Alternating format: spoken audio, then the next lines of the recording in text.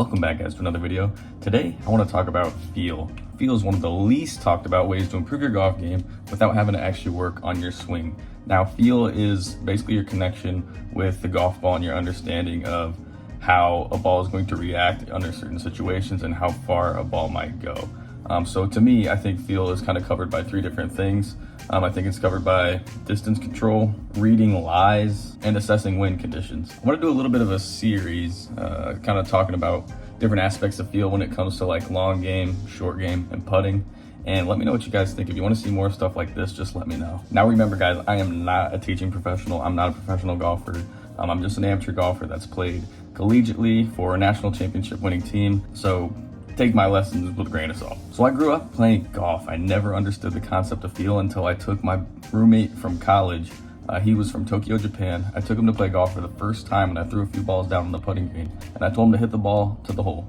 His first 3 or 4 putts, he was hammering them past the hole. And I told him, hey man, you gotta not hit it so hard. And he asked me, how hard am I supposed to hit it?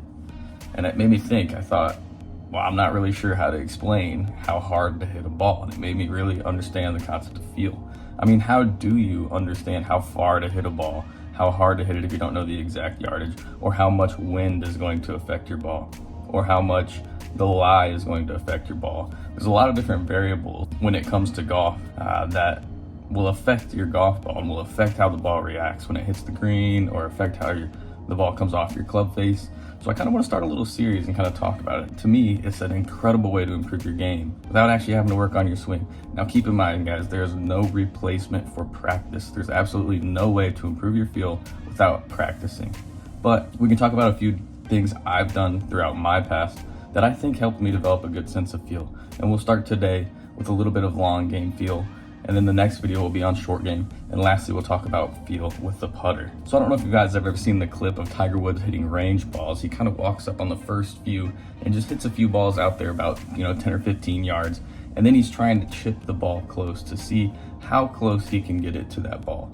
That's kind of a basic understanding of feel. If you want to kind of have something to visualize, he's not shooting the yardage. He's looking at that ball and he's judging his line. He's trying to develop a sense of how hard he needs to hit it to get it to that ball. When I'm on the driving range, I'm not always shooting my targets. Usually if I'm within 60 to 70 yards, I'm kind of trying to just develop a sense of how hard I need to swing to get the ball to go to my target. Bryson DeChambeau has a clock system which he takes it back about 9 o'clock is about halfway, 10 o'clock, 11 o'clock. He's taking the club back on the clock system. And that's his way of sensing how hard he needs to swing to hit the ball. That's a little bit more technical. I'm not much of a technical guy. I don't really have a system like that I use. Honestly, I'm just looking at the distance. I might even shoot and say, okay, I'm 65 yards. I just know how hard I need to swing. What it really comes down to, and it's an interesting thing as well, sometimes club face manipulation. I can swing a little bit harder with a more open club face. It's gonna go a little higher and cut the distance short. Guys, the only way to get better at this is to just go to the range and practice. Some things I am doing when I'm practicing and I'm keeping in mind is I am manipulating the club face. I'm gonna see how far the ball goes when I have a closed club face, maybe when I'm swinging for a draw, maybe when I'm swinging for a cut, maybe I have an open club face, maybe I'm choking up on the club. But you need to have repetition. I'm trying to hit 100 balls just with the wedge or just with my 7-iron or whatever club I'm trying to use to develop that sense of feel. I recommend trying to hit those half yardage shots so you can kind of understand how hard you need to hit it to get it to go a certain way. I know if I'm 185 yards out, I can smash a hard 7-iron and get it right to the pin. No further and no shorter if I hit it full.